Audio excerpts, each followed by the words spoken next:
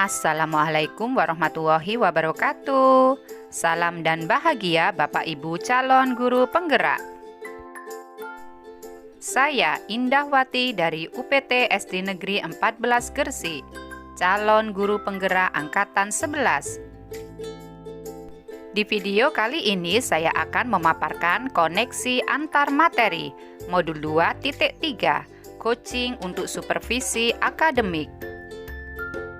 Adapun tujuan pembelajaran kali ini yaitu calon guru penggerak menyimpulkan dan menjelaskan keterkaitan materi yang diperoleh dan membuat refleksi berdasarkan pemahaman yang dibangun selama modul 2 dalam berbagai media. Pemikiran reflektif terkait pengalaman belajar. Yang pertama, pengalaman atau materi pembelajaran yang baru saja diperoleh. Dalam modul 2.3 coaching untuk supervisi akademik, saya belajar tentang penerapan teknik coaching dalam supervisi untuk memberdayakan guru dan mendorong mereka mencapai potensi maksimalnya.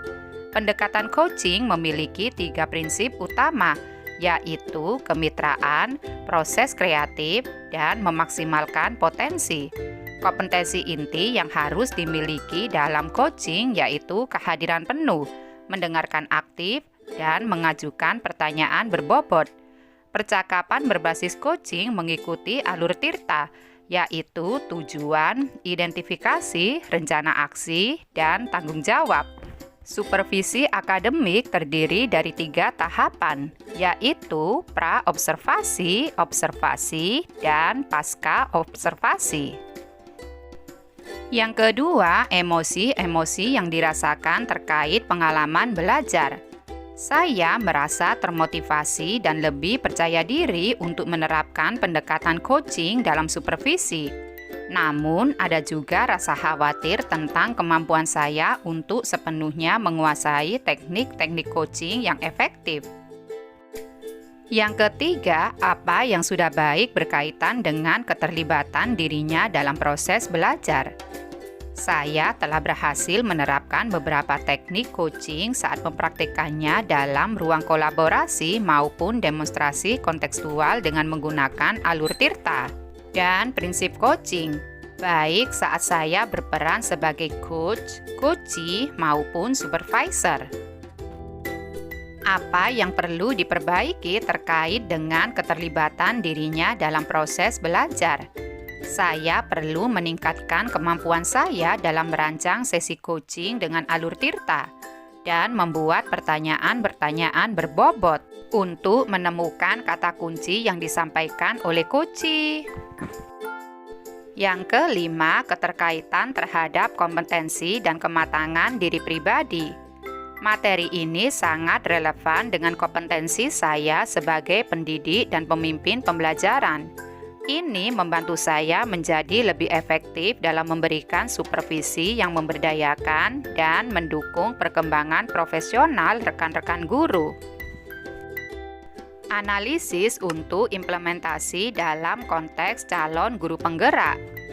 Yang pertama, memunculkan pertanyaan kritis yang berhubungan dengan konsep materi dan menggalinya lebih jauh. Pertanyaannya yaitu bagaimana cara terbaik untuk mengintegrasikan teknik coaching ke dalam rutinitas supervisi akademik yang sudah ada. Nah, cara terbaik untuk mengintegrasikan teknik coaching ke dalam rutinitas supervisi akademik yang sudah ada adalah dengan menggunakan alur Tirta dalam setiap sesi. Mulai dengan percakapan pra-observasi untuk menetapkan tujuan, lakukan observasi dengan non-judgmental, dan akhiri dengan percakapan pasca observasi untuk refleksi serta perencanaan tindakan perbaikan. Yang kedua, mengolah materi yang dipelajari dengan pemikiran pribadi sehingga tergali wawasan atau insight baru.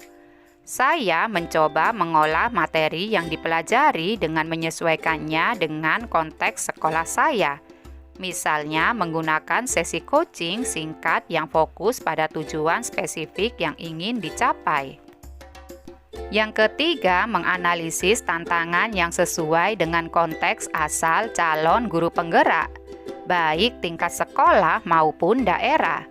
Tantangan terbesar adalah waktu yang terbatas dan beban kerja yang tinggi, yang bisa menghambat pelaksanaan coaching secara rutin. Selain itu, ada juga tantangan dalam memastikan semua guru terbuka dan siap menerima pendekatan coaching. Yang terakhir, memunculkan alternatif solusi terhadap tantangan yang diidentifikasi. Sebagai solusi, saya bisa mulai dengan sesi coaching yang lebih singkat dan terfokus. Saya juga dapat mengintegrasikan coaching ke dalam pertemuan atau kegiatan lain yang sudah ada untuk menghemat waktu dan sumber daya. Membuat keterhubungan.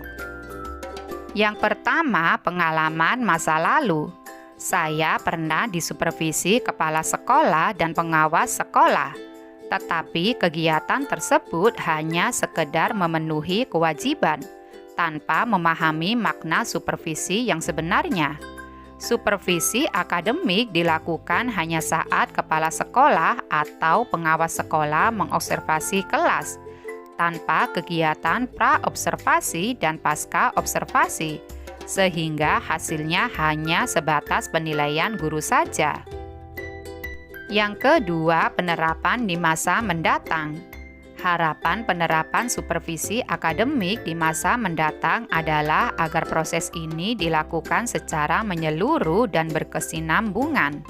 Dengan pendekatan coaching yang berfokus pada kemitraan, proses kreatif, dan memaksimalkan potensi, diharapkan supervisi dapat memberikan dampak positif yang nyata bagi pengembangan kompetensi guru. Melalui supervisi yang bermakna, guru akan mendapatkan umpan balik yang konstruktif dan relevan, sehingga dapat terus meningkatkan kualitas pembelajaran yang berpihak pada murid. Yang ketiga, konsep atau praktik baik yang dilakukan dari modul lain yang telah dipelajari. Dalam modul 2.1 tentang pembelajaran berdiferensiasi, saya mempelajari pentingnya mengenali dan memenuhi kebutuhan belajar individual setiap siswa. Sementara itu, modul 2.2 tentang pembelajaran sosial emosional mengajarkan pentingnya mengembangkan keterampilan sosial dan emosional siswa sebagai bagian dari pembelajaran holistik. Dengan menggabungkan konsep dari modul 2.1 dan 2.2 coaching dalam supervisi akademik menjadi lebih komprehensif, mengembangkan keterampilan coaching yang berdiferensiasi dan memperhatikan aspek sosial emosional coaching. Hal ini dapat menghasilkan situasi yang lebih inklusif dan suportif, serta memperkuat kualitas coaching secara maksimal. Yang terakhir, informasi yang didapat dari orang atau sumber lain di luar bahan ajar pendidikan guru penggerak. Saya mendapatkan banyak wawasan dari diskusi dengan rekan-rekan dan literatur tentang coaching yang memberikan perspektif tambahan tentang bagaimana mengatasi tantangan dalam supervisi akademik. Demikian video dari saya. Semoga bermanfaat. Wassalamualaikum warahmatullahi wabarakatuh.